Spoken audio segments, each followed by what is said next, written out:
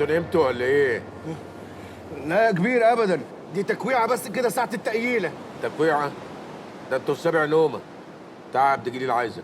خدامك يا كبير. كملوا التمرين.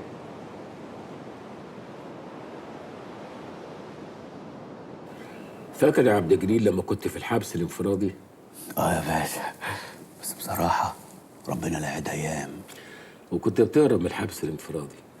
بس البركة في ربنا ثم سعادتك، لولا حضرتك كان زماني لغاية دلوقتي مرمي في السجن. انت كنت بتقطع القضبان بتاع الشباك بتاع الزنزانة وتخرج. نفسي اعرف ازاي.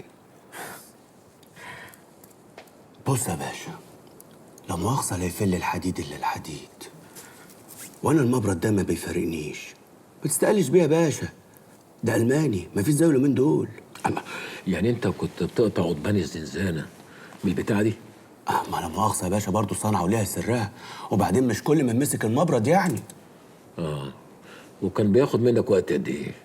ساعة زمن. ولو انا عايزه اقل من كده؟ يبقى الكلام ده ما ينفعش، وعايزين عدة أحسن. حتى لو كان ده القضيب اللي انت هتقطعه؟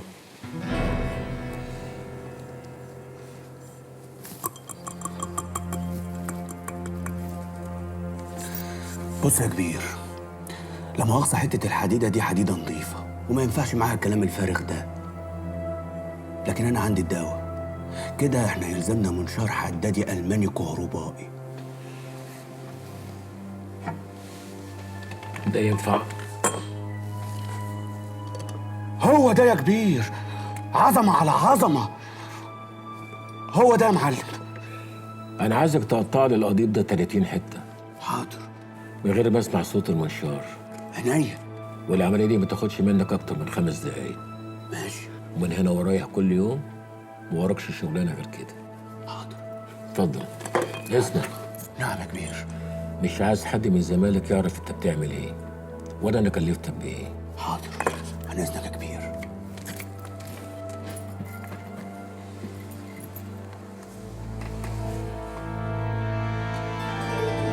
انا نفسي افهم اشمعنى عبد الجليل هو الوحيد اللي مريح. حد فيكم يفهمني؟ ده جه خده من وسطنا وشفناش وشه بعد كده. خليك في حالك يا ابراهيم، الباشا قال ما نسالش على حاجه. يا عم انا عاوز افهم. اشتغلوا نص علينا نص علينا. يا شيخ حسن. يا فندم. تعال عايزك. تحت امرك يا باشا. اتفضل. هيقعد يسحبهم واحد ورا التاني واحنا هنقعد نقضيها جري. تصدق عندك حق، الموضوع زاد عن حده. بيبص.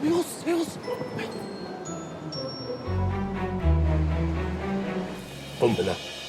قنبله ايه يا سعاده الباشا؟ ما انت ساعتك عارف اني بطلت الحاجات دي من زمان. ده انا حتى بطلت على يد سعادتك وتبت الى الله. اسمع يا شيخ حسن، احنا اتفقنا ما حدش يسأل ولا حد يقول لا. استغفر الله العظيم يا رب من كل ذنب عظيم.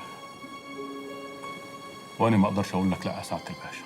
شوف يا شيخ حسن، احنا مش هنموت حد. انا عايز منك تعمل لي قنبله صوتها مرعب، نارها عاليه، تحسسك ان احنا في يوم من الايام، بس بشرط مفيش شظيه منها تطلع تاذي حد، زي الحاجات اللي بيعملوها في السيما دي. اذا كان على كده يا سعاده الباشا فانا تحت امرك، بس انا ليا طلبات. اكتب لي اللي انت عايزه وانا هجيبه لك، بس انا عايز حجمها ما يزيدش عن حجم علبه السجاير. هنجربها مره واثنين وثلاثه لغايه انت ما تقول خلاص. مفهوم؟ مفهوم يا سعاده الباشا.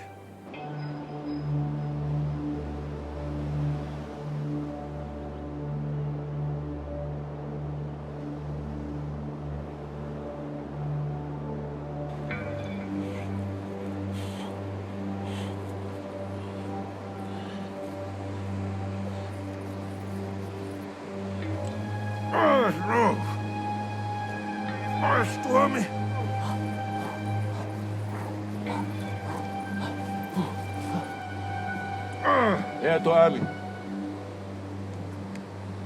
بتشيل كام لغايه دلوقتي؟ 180 كيلو يا باشا. بتجري بيهم؟ بصراحة ما جربتش يا باشا، بس هي صعبة شوية. لا لازم تجري بيهم، حاول استمر. حاضر يا باشا.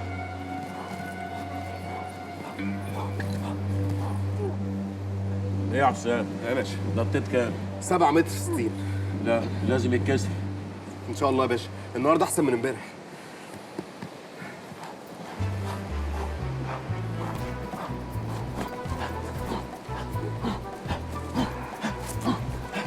انت بتعمل ايه يعني؟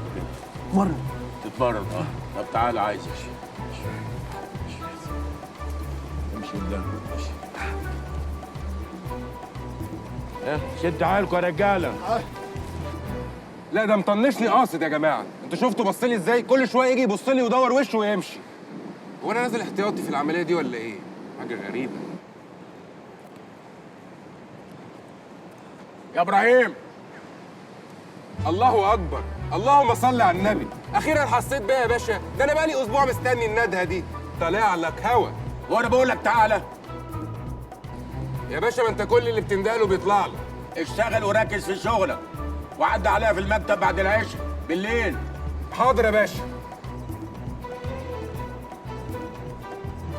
بالليل؟ ده انا بنام طول الليل من كتر الجري طول النهار. بالليل ايه؟